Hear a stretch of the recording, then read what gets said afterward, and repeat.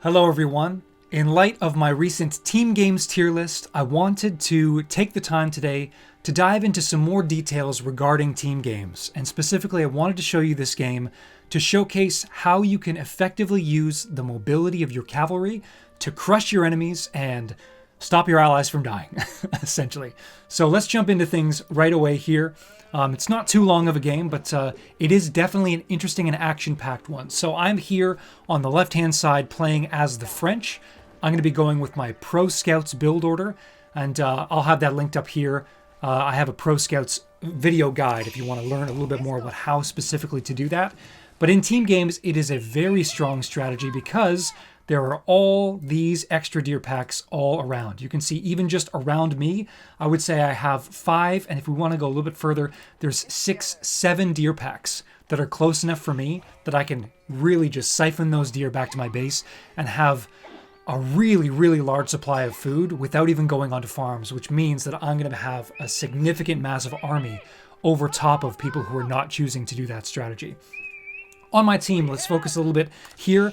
I have my ally who I work very closely with over the course of this game, the opposite player in the orange, Supernova.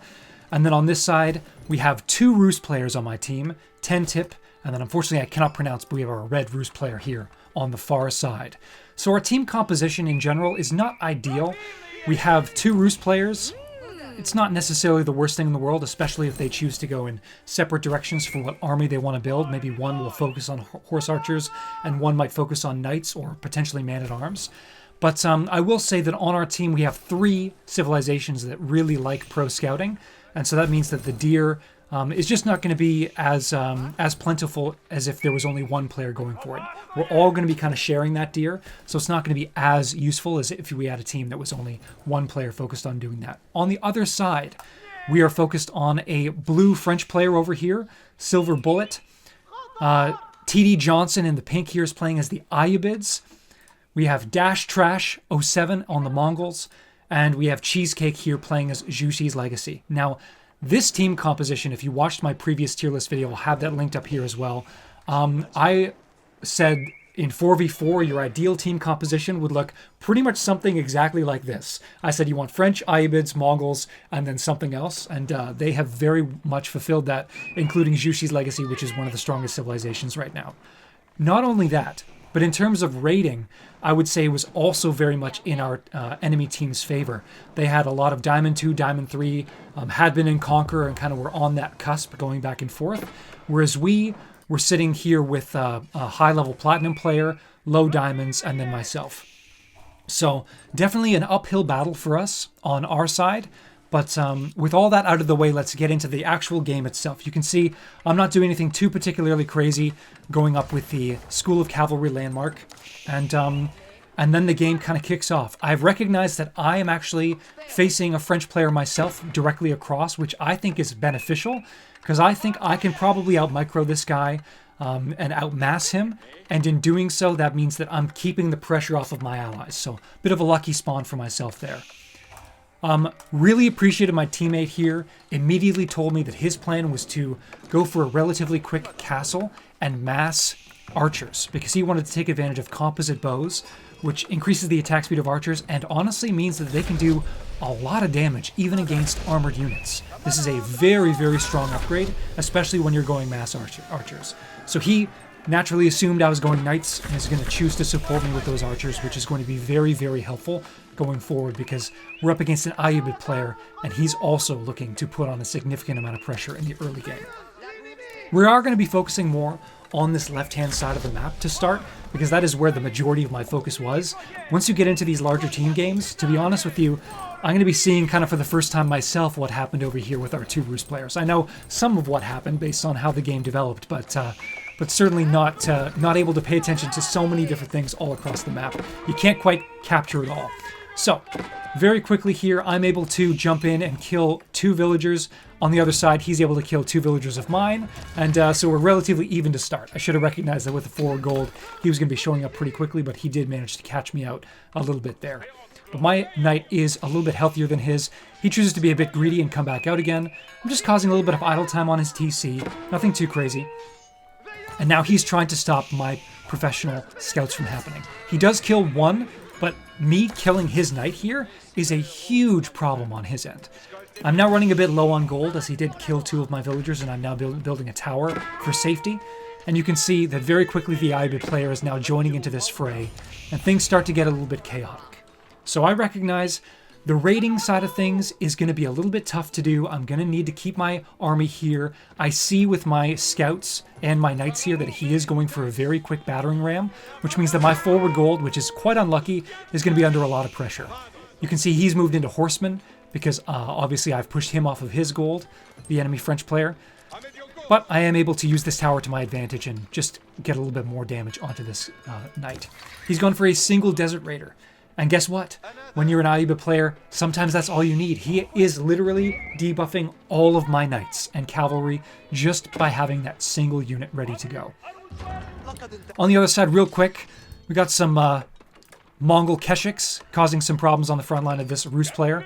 And you can see that very kindly, my friend, the Abbasid player Supernova, has begun to rally archers into my base. But I'm under a lot of pressure early on, which makes sense. And the reason why is because I'm going pro scouts, and that means that I'm a little bit delayed in getting a significant mass of knights onto the field. Now, he's doing a really good job now, just kind of poking me back, causing idle time, making sure that I can't continue my knight mass as significantly as I could before. But you can see that my pro scouts is continuing. I'm grabbing all these deer, and then I'm planning to go down and grab all these deer, and then over here to grab all these deer, and then over here to grab all these deer. There's plenty to choose from on my side of the map, which is very nice. Speed things up here just ever so slightly, but I am a little bit trapped in my base. I could be looping a knight around just to cause a little bit of problems, but I am focused here right now with doing the pro scouts and keeping my knights in a defensive position, anticipating that there's going to be more pressure coming my way relatively soon. I now have a good number of people on gold, a good number on food, working on the wood. I have built a blacksmith, and I'm now going with fitted leatherwork for the melee armor. And here's where pinging matters. So, to ping, it's Control E. When you do that, you're kind of notifying your ally that you're ready to go. The blue player is diving his knights very significantly under this town center, killing maybe a couple of archers, sure, and stopping myself from being able to guard this tower, which is nice. But those knights get all cleaned up, and I do have a pretty significant mass that's beginning to build here. He does take the tower down, but all of my villagers are still alive and well, and they're all now going and marching back to getting back to work. On this side, still a lot of pressure coming in from a Jugunu rush and those Keshiks. I push a little bit further out and manage to kill the Desert Raider, which means that the debuff is gone, and I'm going to feel a lot more confident going forward to start pushing into this force. You can see, almost finished that age up into military wing. Composite bows is going to be coming through, and then my ally is going to notify me about that in chat, which means that he's letting me know that he's at a power spike, and we might want to consider making a move. Communication with your allies. And sometimes in team games, in this case, when I queued up by myself, you may not even speak the same language, but doing your best to communicate when you're strong, when you feel like you can fight, is extremely, extremely beneficial. That synergy is going to really, really help you out in the team game arena. So, runs in. I have 2 towers now to protect this forward gold. You can see I'm still moving out. He is now doing a little bit of professional scouting himself, but I have really siphoned all that deer back into my base. So it's a very, very late professional scout move from the blue French player here, and just goes to show that when you are practicing in the 1v1s, you develop those skills with your build orders. You become really sharp with them, and you're able to kind of jump in with people who maybe play team games much more frequently, much more regularly, and use that experience that you have to cause problems. He does come over here and start raiding the pro scouts I have going on, but guess what? I still have got a decent amount of knights causing problems for him over here as well. And here we go again. A push into the base. Good work trying to distract my knights on both sides. We do get into a bit of a scuffle here. My ally is doing a great job of trying to protect me on this side. Takes out a lot of those spears. I managed to win this fight with the knights pretty significantly, and you can see that I have chivalry coming in very soon, a lot of low health or medium health knights, so I'm going to want to wait just for a second and heal those up as much as I possibly can. You can see my allies itching to fight. I tell them to kind of hold back just for a second so I can get a little bit of extra HP, and then I think we can probably win this fight and start to push in. See, make the call right now, and the fight begins. The knights get picked off. We have 2 camel riders here to debuff the enemy knights, which is great. And you can see how much damage these archers are doing. And now we start to rally forward. I'm building out of 2, now 3 stables for the knights side of things. I recognize now that they've pushed the pressure out of my base. This is the opportunity to kind of loop around the side. I see that there's stables on this side. I try and swoop in past these spearmen and try to get around onto this gold mine while the French knight is not paying attention and is in fact focusing on attacking my ally here. So I get in and I get a massive surround on these gold villagers, which is huge. I kill maybe 4 or 5 at that point, lose a single knight, and then again, I kill a scout that's doing some pro scouting, and now with the mobility of my knights, I run around. And with this, my ally's done a great job cleaning up on the front side. We are winning these engagements. Things are going really well. Speed things back up. I run in, do a little bit of damage to the archers on this side, continuing to rally my knights forward. I do run out of gold, but it's immediately down to the safe gold mine back in this direction. And now my ally is ready to start pushing in. I'm continuing to try and slow down the French player here. He's lost a significant number of villagers. He doesn't have a lot of food left. I'm just trying to press in, do as much villager damage as I can, try not to take too much damage from these spearmen, and allow my ally to pick off these horsemen, because of course my French opponent here has been pushed off the gold at this point. And so I'm just going in and out, in and out. Maybe taking too much arrow fire from these archers, but we've recognized that the TC has the opportunity to go down. And we just need to focus on this side and try to press in. The camels are going down. Camel Lancer's now coming in, which is a great choice from the Ayubid opponent here. I wish my ally had continued to attack with this onto the TC. I really think we could have done significantly more damage there, but it's all good. We are continuing to press in, doing a good job. And again, this French player is in rough shape, running villagers all around. How many villagers of his are even alive at this point? Very, very few. I'm attacking the blacksmith now just because it's in the way. May as well take down that school of cavalry as well. And then I recognize I need to jump on here and start burning this town center down. Take advantage of the fact that this is going to be slowly losing health, and it'll be gone in short notice. Let's take a quick pause. It was at this moment that I was like, what's the state of the game? We're winning really hard on this side. How are things going across the map? Not so well. Our red Rus player here has really had a time struggling with this Jugunu rush. There's been a lot of fights going on here. There's a significant mass of Keshiks on the front here. These guys are losing, maybe not quite as badly, but certainly close to as badly as our French blue player here has been losing. So when I noticed that, I was like, okay. When you're queuing up in a position where you are solo queuing, one of the things you have to keep in mind, almost like a resource, is your ally's mental fortitude. And in recognizing that our ally was really having a hard time, we could have continued to push a little bit in here, but I think that both my ally and I recognized that it was going to be more important to come back and help our red player here try and get back into the game. And that we had done a significant amount of damage here, and it wasn't worth continuing to push and kind of really run into problems. It was going to be worth maybe turning around and going backwards. I'm scouting around a little bit to see if there's any food villagers that are potentially running around in the far corners here. I don't end up finding anything. And you can see, we see just a significant mass here. On Pink's side, he has a really strong archer mass that is kind of melting through my knights, so now's not the time to try and push in. We don't have the force necessary to really do a lot of massive damage here. And it was at this point in time that our purple Mongol player friend started to attack our orange ally, and here's where we decide it's time to pull back. Base building wise, time to go up with the Royal Institute. Going castle now is a good choice. Got some farms coming in a little bit. But now you can see there's a significant mass causing major problems for my ally. Definitely need to force a retreat here with our forces. Anything we can bring back to stop the idling out of my ally's economy is really going to be quite useful.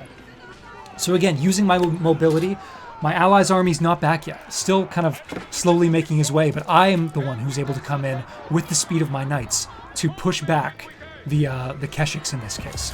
And sure, there's a significant number of veteran Keshiks here, but I immediately queue up veteran, knights, royal bloodlines, cantled saddles, and armored, ranged armor too on my knights, and I know that I can win this fight. Very fortunately, yellow comes in and also protects us here. You can see that as a result, our red ally, especially with the Jugunu being buffed up by the Cruelty, is just not going to be having a great time against how many battering rams? 9? Not ideal. So we've done a good job of pressing back here. My Knight Mass is a little bit smaller, but it's because I've been using them. You'll notice that in this game, my knights are never idle. Maybe a little bit at the beginning when I wasn't sure how much early pressure there was coming. I wanted to keep them around my base just to be safe. But I am right now trying to utilize my speed and utilize my my mass as effectively as possible. Keeping them moving, keeping them causing damage or defending. That's essentially their job at all times. I start coming out here to do a bit of walling, just to keep myself a bit safe in case there's some extra stuff that comes around. You can see my red ally at this point has been almost completely wiped out in the same way that our French opponent here has as well. But we're pushing through some great quick walls from the yellow Rus player. And the mass of Keshiks that was once threatening to overrun our entire base at the back has been thwarted. I come up here to deal with this one. Yellow's dealing with these guys. And the mass is really not as significant as it was before. So great hold. Now we need to deal with this.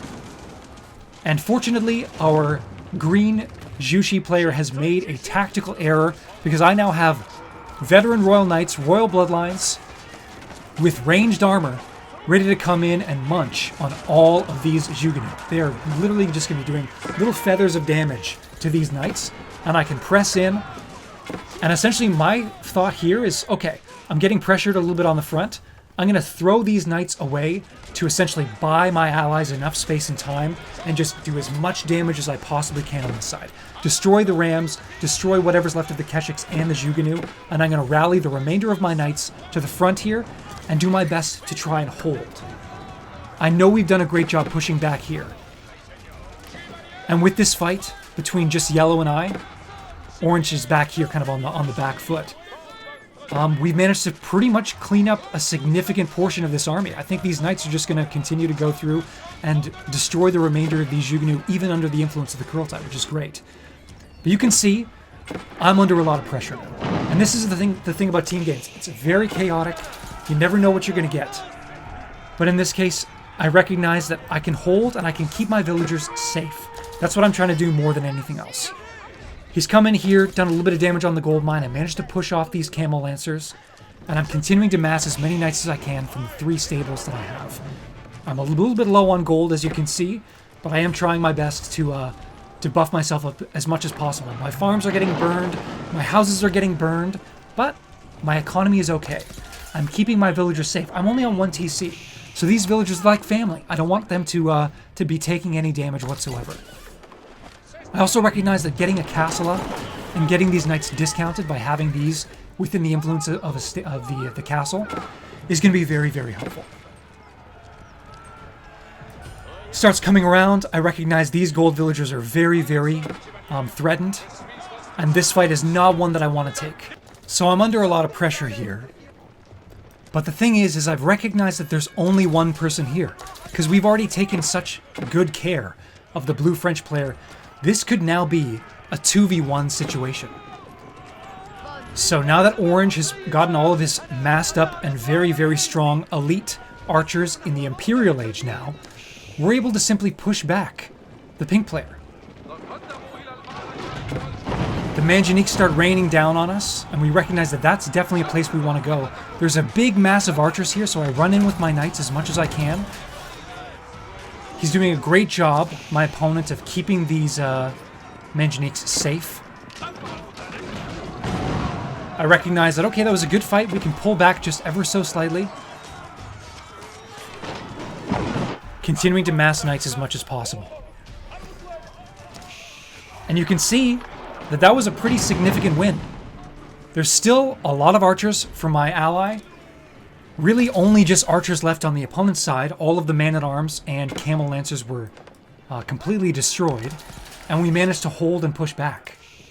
On the other side, yellow is also doing a great job pushing forwards.